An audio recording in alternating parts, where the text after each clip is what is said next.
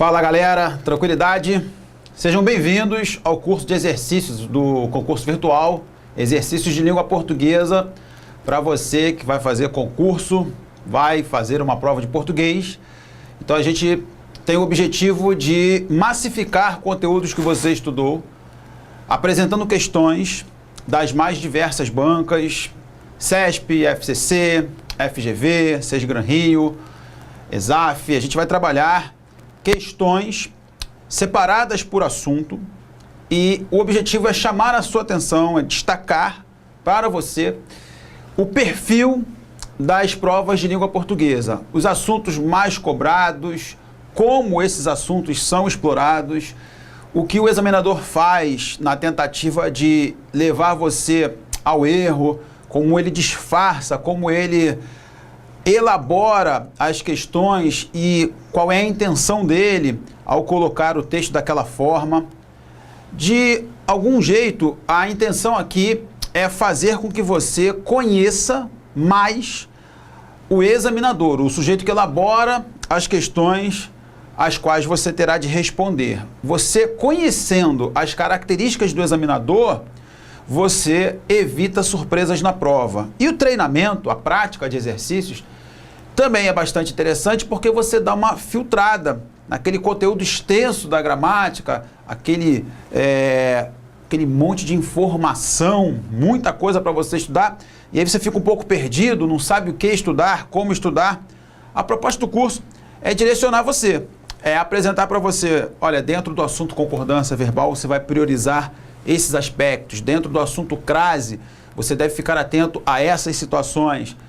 É mais ou menos, pessoal, um adestramento para a prova. A proposta é essa. A palavra adestramento cai bem nesse caso, sem nenhuma conotação pejorativa. É treinamento mesmo. Então a gente vai orientar você nesse sentido. A parte de língua portuguesa vem sendo responsável por algumas, digamos, derrotas em alguns exames, em alguns concursos. Muita gente dá esse retorno apresentando um bom desempenho na parte de direito, de repente em informática, em matemática, mas na parte de português a pessoa não vai tão bem e acaba descendo bastante na classificação. Eu tenho tido vários contatos ou contatos com várias pessoas via redes sociais, sala de aula mesmo, e as pessoas vão bem em outras matérias, mas não vão tão bem na parte de português. Existe uma certa resistência, a gente até compreende, o período escolar não foi dos melhores, a experiência com a língua portuguesa na escola não é uma experiência muito agradável na maior parte das vezes, então a gente compreende que o aluno, em muitos casos, tem uma certa resistência, mas a gente precisa quebrar isso. É fundamental que você domine as ferramentas da língua portuguesa para fazer uma boa prova. E é claro que a gente está falando de ferramentas da língua portuguesa no padrão cultor. Existe o português que é usado para a comunicação no dia a dia, para a troca de mensagens nas redes sociais. Esse português é um pouco mais solto, é um português menos rígido, menos exigente, então a gente consegue fazer algumas construções sem uma preocupação com posição de pronome, com vírgula, com acento gráfico. A gente elabora o texto, distribui as palavras numa determinada sequência, quem recebe o texto compreende, está tudo certo, dia a dia, comunicação informal, passou. Na prova, a situação é um pouco mais delicada, a gente precisa ser um pouco mais rigoroso, tanto na elaboração dos textos numa redação, quanto na análise deles, quanto na avaliação daquilo que é proposto pelo examinador. Então vamos dividir por assunto, vamos dividir por tópicos. Hoje a gente vai bater um papo sobre concordância verbal.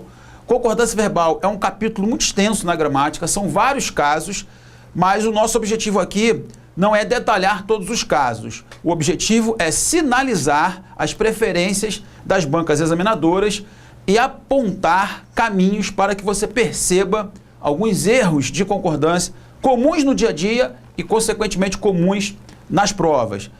Por serem comuns, muitas vezes eles não chamam a atenção do candidato. E aí o candidato deixa passar um problema de concordância. Como eu dividi este assunto para vocês? Vejam aí. Vou dar uma ampliada aqui. No primeiro momento, eu coloquei estratégias do examinador. E nós temos alguns tópicos que vão revelar essas estratégias. Por exemplo, concordância, pessoal. Concordância verbal, se a gente quiser um conceito, você deve ter visto o conceito no curso do Rosenthal, no curso da Aline ou da Lilian. Você viu a parte teórica detalhada nesses cursos e agora na parte prática, você revisa esse conceito. Concordância verbal é a concordância do verbo com o sujeito. Então, se o sujeito, por exemplo, estiver na segunda pessoa do singular, o verbo vai aparecer na segunda pessoa do singular. Se o sujeito estiver na primeira pessoa do plural, o verbo vai aparecer na primeira pessoa do plural. Isso é conceito, isso é concordância verbal. Na prática, quais são os mecanismos utilizados para o candidato não perceber alguns problemas? Primeiro mecanismo utilizado é afastar o verbo do núcleo do sujeito, deixar o verbo distante do núcleo do sujeito. Como isso ocorre na prática? Os textos colocados aqui são textos extraídos ou de algumas questões de concurso ou da mídia.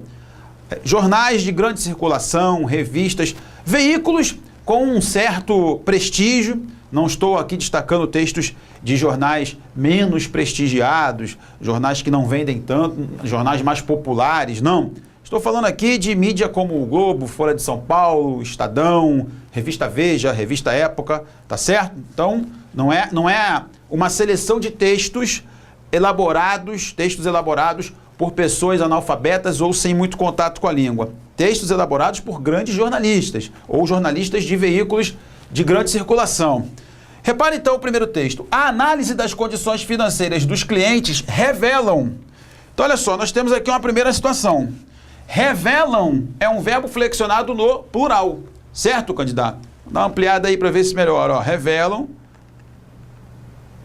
Ó, revelam no plural. Eu tenho que mudar aqui o destaque.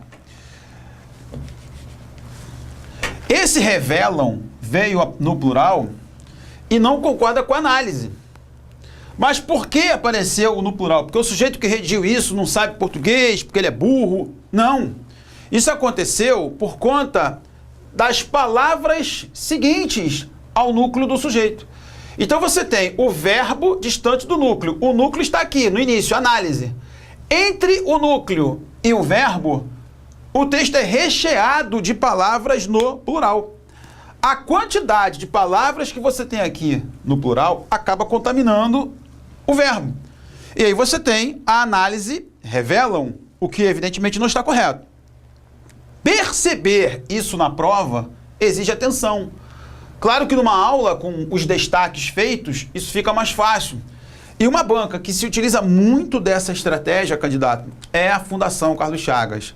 É um roteiro bastante comum nos concursos da FCC. Nas questões de concordância dessa banca, é bastante previsível até a elaboração de sentenças, de opções, nas quais o núcleo do sujeito vem no singular, o verbo vem no plural, porque entre uma coisa e outra, o redator, o elaborador da questão, recheia o texto, apresenta várias palavras no plural. Então fique atento, o verbo concorda com o núcleo do sujeito, portanto deveria ser revelar e não revelam. A análise revela. Tranquilidade? Beleza? Segundo aspecto, ó, a posição, galera. Verbo antes do sujeito, é o item 2 aí. O verbo antes do sujeito traz o seguinte problema. Pode trazer, não é?